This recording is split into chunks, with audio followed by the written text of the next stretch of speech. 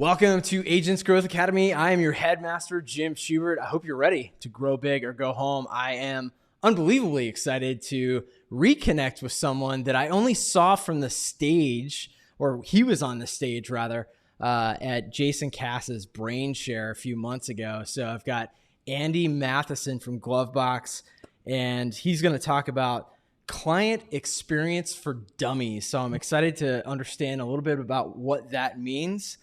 But first, I'll tell you that Andy grew a $100 million agency alongside his brother and his dad from 2011 to 2019.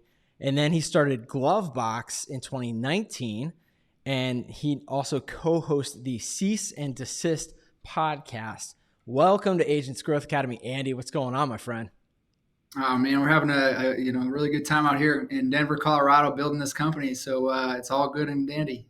Hell yeah, man. And you're not in the path of a hurricane like some of us are over here, although not so much us as our friends in Florida. I know. I feel for them. Obviously we know a lot of people down there.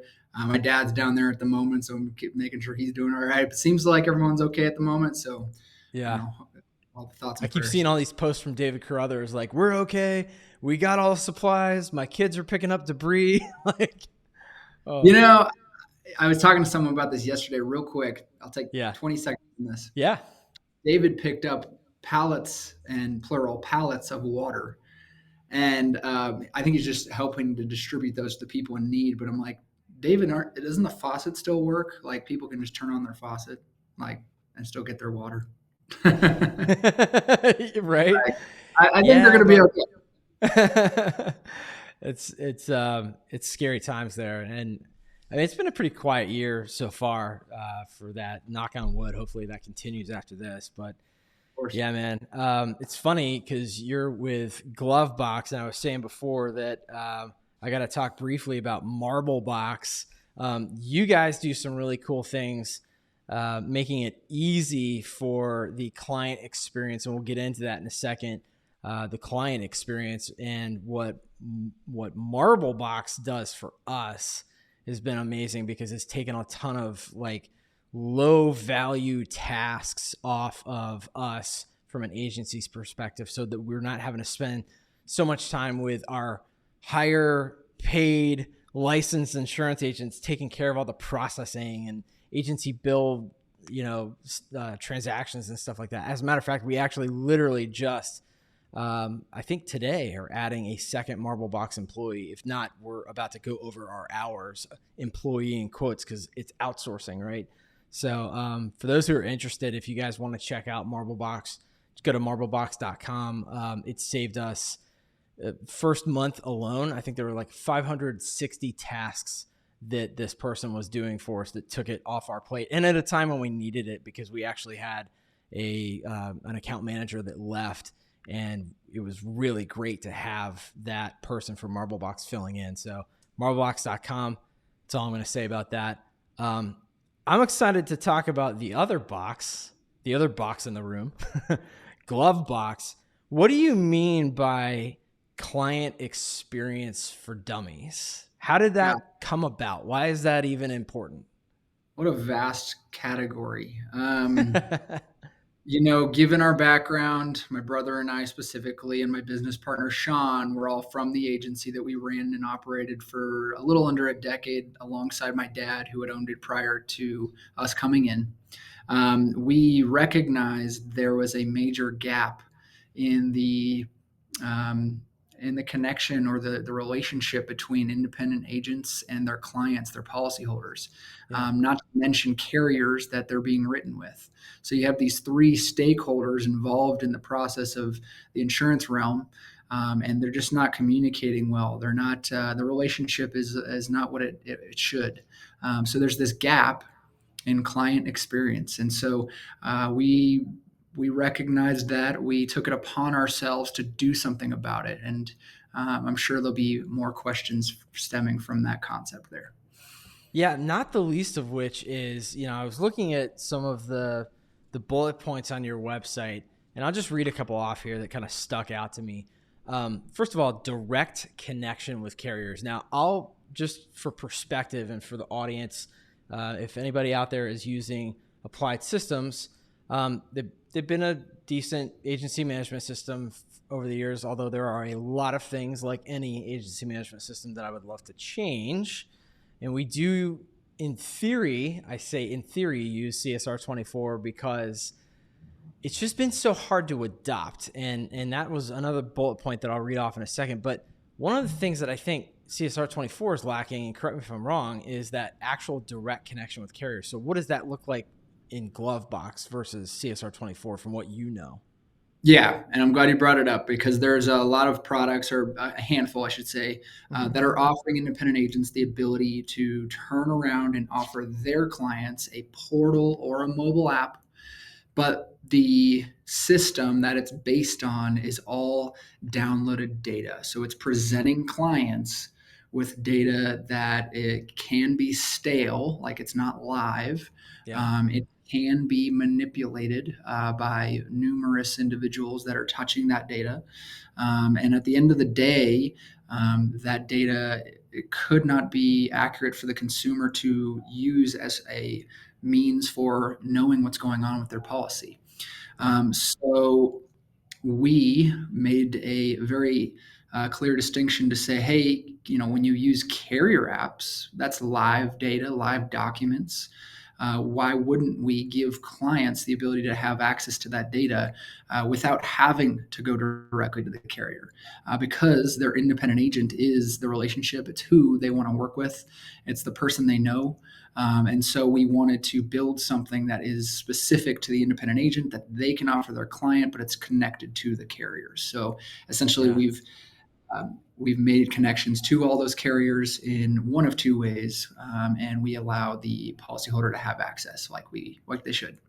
So let me make sure I understand, because it seems like this weird dynamic where, as independent agents, like, we love our carriers, we wouldn't be here without them, but while it's easy for, let's just use auto owners as an example, that's one of our larger carriers.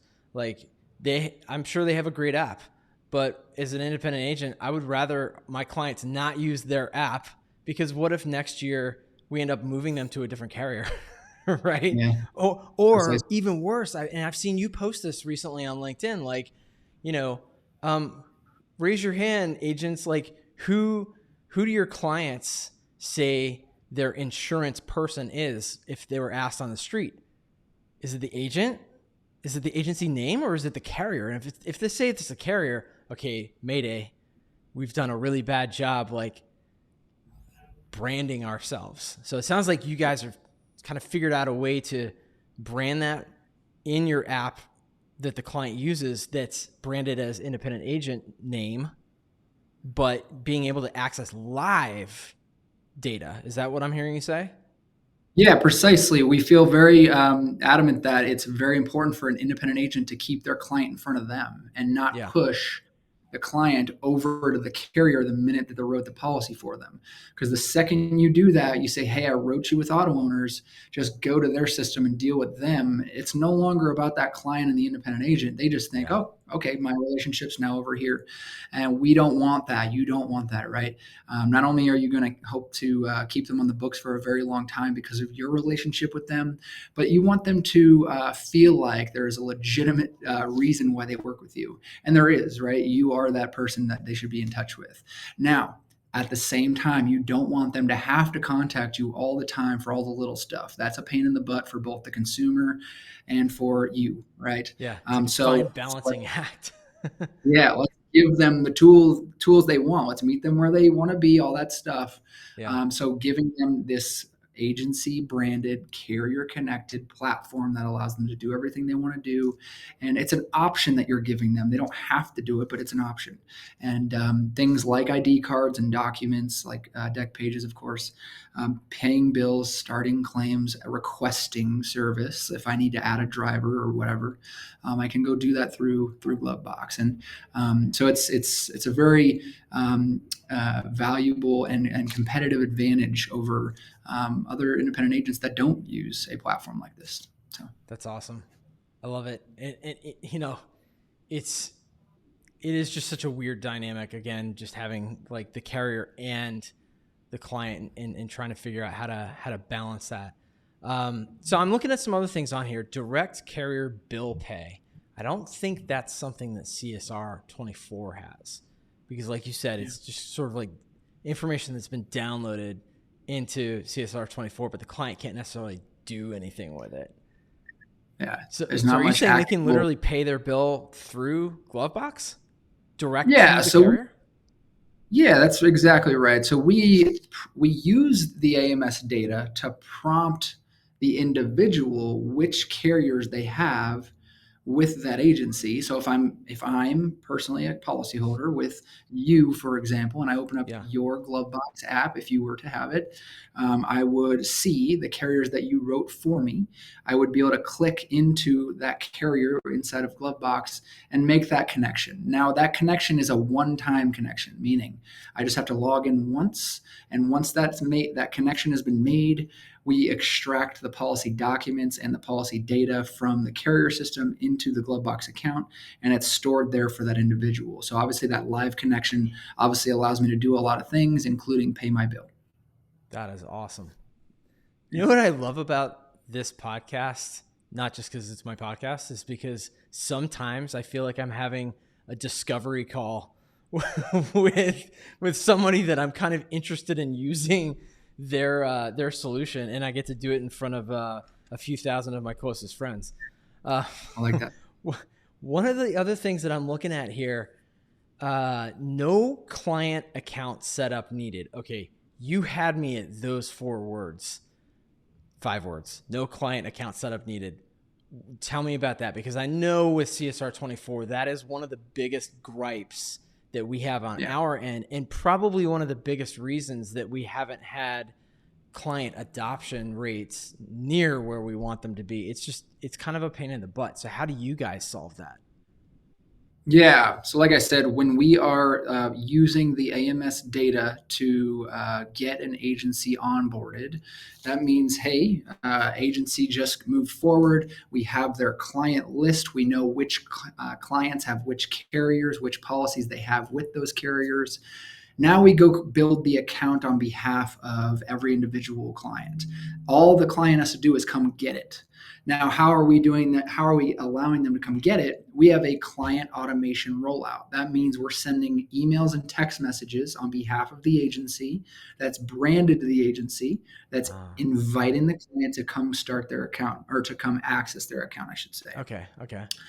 And when the client gets in there, all they're doing is entering their phone number or their email to log in. And when they log in, they're given a two-step authentication, two-step authenticated PIN number Okay. in order to authenticate them, so we know who they are. And then they're, like I said, prompted with the stuff that they have. Okay. So as long as the agency has entered in phone number and or email into the agency management system under that client's contact information, they're ready to go. Correct. And let's say, so that's for your current clients. Let's say you want to do that for your prospects, your ex dates, your referral partners, your friends, and your family. They can all use your app too. You can create a new account from scratch. Let's just enter the phone number of that individual, click the invite button from your dashboard, and you just set up an account for them. Now, all they do is accept that invite and jump into their account using that phone number or that email. Did I misunderstand you to hear you say that even if they're not our client? That's correct. So if I got a buddy if I got know another dad from my kid's school or somebody from church, and they happen to mention who their insurance carrier is, I can just set them up with some basic information in my system. And I'm going to one up you on that. I'm just going to send a text. I'm going to create an account for all my friends and family, click the invite button, and I don't mind.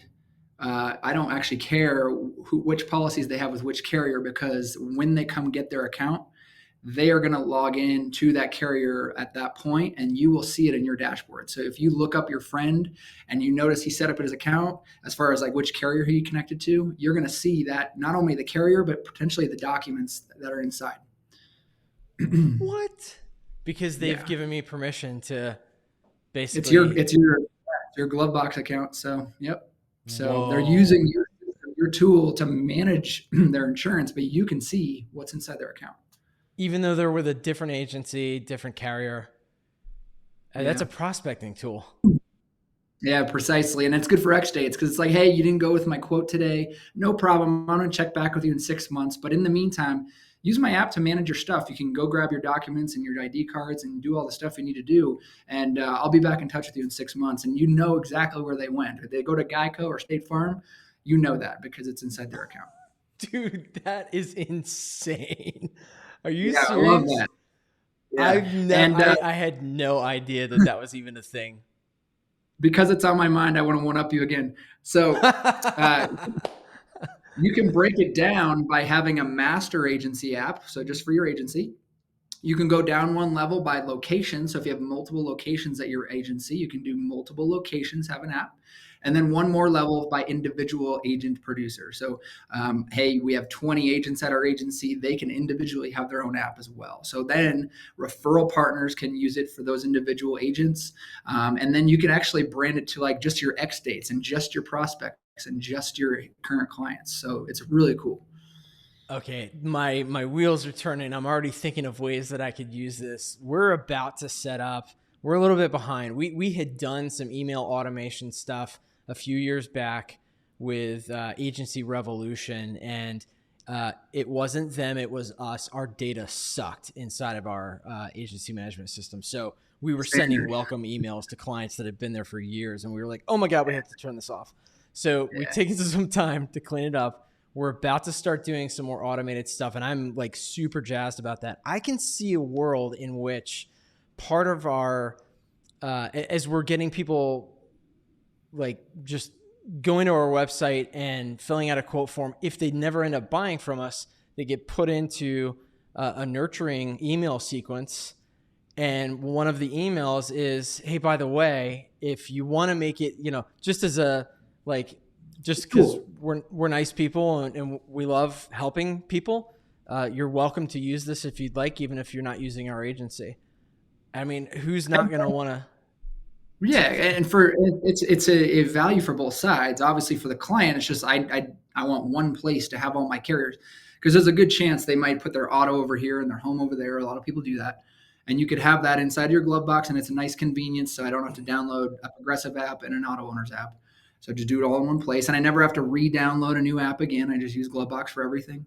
And then for you, obviously, what we just spoke about, just knowing where your X dates and your prospects have their policies. Dude, that's beautiful. It makes me want to cry. It's so simple and so brilliant. Oh my gosh. All right. So talk to me about results. Like what are some of the transformations that your clients, independent agents who are using GloveBox are seeing? How is their life different now than it was before they met Andy and Ryan and Sean? Let me give you Ryan? You nailed it. Yeah. Let me give you a relevant story. So right now, Hurricane Ian's going on in Florida. Yeah. One of our agency partners out in Florida is promoting the heck out of their agency app in advance, telling their clients, hey, when you need to go either engage with us, let us know that you need assistance, need to access your policy documents to review them prior to submitting a claim or just understanding your coverages and whatnot. Go there first because it's going to be easier on you, the client. It's going to be much easier on the agency to not have to take on those phone calls because we want to focus on the important calls right now. Yeah. So that's a really cool success story. It gives the agency the ability to delegate to their tech, but give the client what they need. So that's just an immediate, right off the top of my head, success story that we just know agencies are going to have happen all the time, whether it's tornadoes or hail or hurricanes. So let me ask you something real quick. I'm sorry, I know you keep going, but can we push, if we're using GloveBox, can we push messages to our clients through the app like a notification? Right now, they're going to be using their own proprietary software for that. The agency will, but we have push notifications coming out in Q1 of 2023, which is going to allow the agency to do so. So cool. Not only will they be intent-driven push notifications that the system will trigger automatically, but then manual ones that the agency wants to build in. That's So, awesome. I could even see a so yeah, world where you're potentially able to target people with like monoline policies, or maybe everybody without an umbrella, just a quick message to say like, by the way, the system's going to do that for you. It's going to notice that you have a home only, and it's going to prompt the user to come back in and quote their auto. There's much more to be said on that oh my topic, but I won't dive gosh, into that today because that's a future roadmap thing for us. So, that's um, awesome. I would say another use case that we see a lot of success on is an agency with 5 CSRs, and they're constantly taking phone calls throughout the day for simple things like, who's my carrier? What's my policy number? I need to log into their portal. Can I grab that ID card? And those are all just honestly frustrating questions for an agency to have to handle. We Yeah, like speaking to our clients, of course, but does the client really want to call for that? Probably not. And the other side is when I'm on the phone with them as a CSR and I am handling the question that they're asking for. Okay, cool. I took care of that for you. By the way, I'm in my agency dashboard right now instead of GloveBox HQ, which is our agency dashboard, and mm-hmm. I just set you up with your account. So the agency can go set up that account. And set up meaning I've connected you to your carrier. You already have an account as a client. I just went in and I actually connected your carrier for you. If you open up the app, your stuff is right there. You don't have to call me again for this. So over the next 12 months, 24 months, the client realizes they don't have to call for something that simple, and it's a learned experience, and now they use it. So that's That's kind of awesome. nice. Yeah. It's beautiful. You mentioned auto ID cards a couple times, and one thing I haven't seen on your website, at least, and maybe I'm just missing it, but certificates for commercial clients, is that not y'all's bread and butter? Personal lines is what we do best right now. We're opening up commercial lines in less than 90 days. It's knock on wood, supposed to be out before the end of 2022. So we should be making a big announcement on January 1st of 2023 that commercial is live. So that's going to be very cool. Functionality is going to be just the same, connecting to your carrier, seeing your documents, paying bills, starting claims, but most importantly, certificates and how that's handled, and really the request and delivery process of being able to allow that to happen in the platform. Yeah, because that's a really tricky thing, I know, among anybody who has a platform like this, where there might be a lot of really specific language that they're asking for, and it has to have eyes on it at the agency level to make sure that it's okay to go out, so that we're still in compliance with state law and things like that. Is that something that y'all are considering when you're building that out? Yeah, we've had a lot of individuals involved in the process of making sure that we build commercial right. We don't want to just throw something out there and just say, hey, here's the solution. It needs to work well. It needs to be compliant. It needs to make sense as a workflow for both sides that are using it, the agency and the policyholder. So we've taken our time on commercial. I know there's been some, rumblings behind the scenes that we're taking our sweet ass time, but it's for a good reason.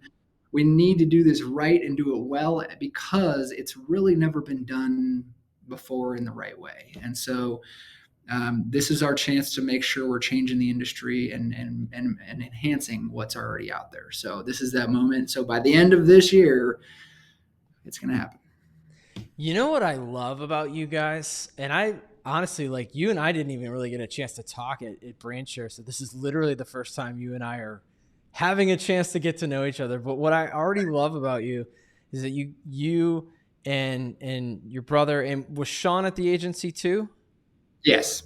Okay. The fact that you guys come from our world is like unbelievably important, because you understand what the pain points are. And that's so different than other insurtech companies who have experience outside of our industry, who are pumping money in, thinking that the money itself is going to solve a problem. But you guys are actually solving real world problems. Yeah, being in the trenches was a grind, of course. We know exactly the headaches. We realize the journey and the sales process from both parties, the client and the agent.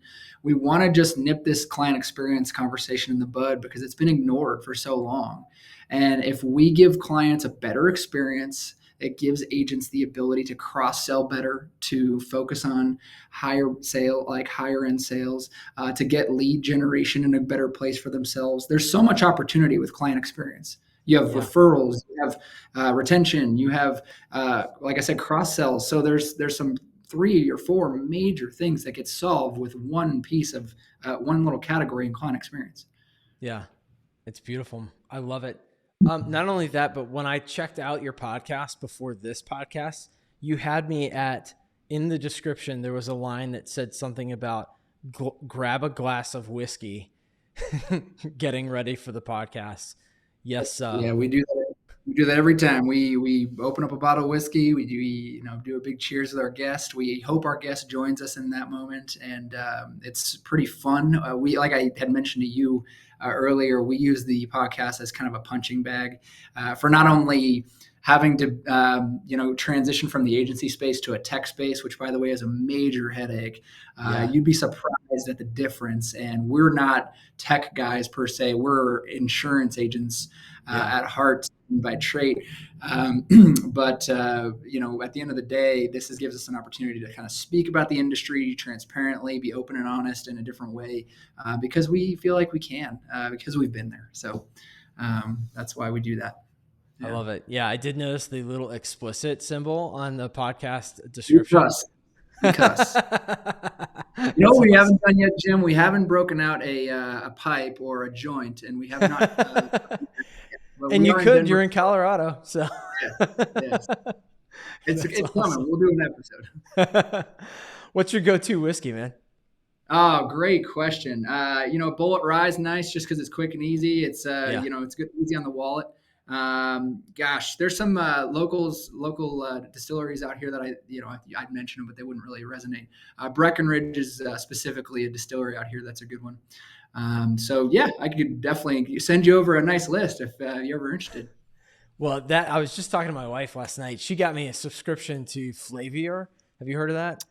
I have, and I literally just ended it a couple of months ago. That's funny. Did you? It gives you I think they give you a bottle a month and then 3 little tasters that you can kind of get ready for your next month to get that bottle. So that's my problem with it, honestly, is that I was never getting the reminders that I had these free kits to go, or sample kits or whatever.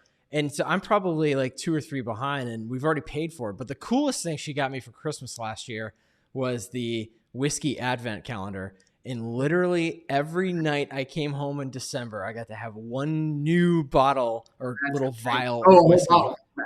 Yes. Yeah, not a whole bottle. That would be tragic. That'd be bad. It's not COVID anymore. You can't get away with that.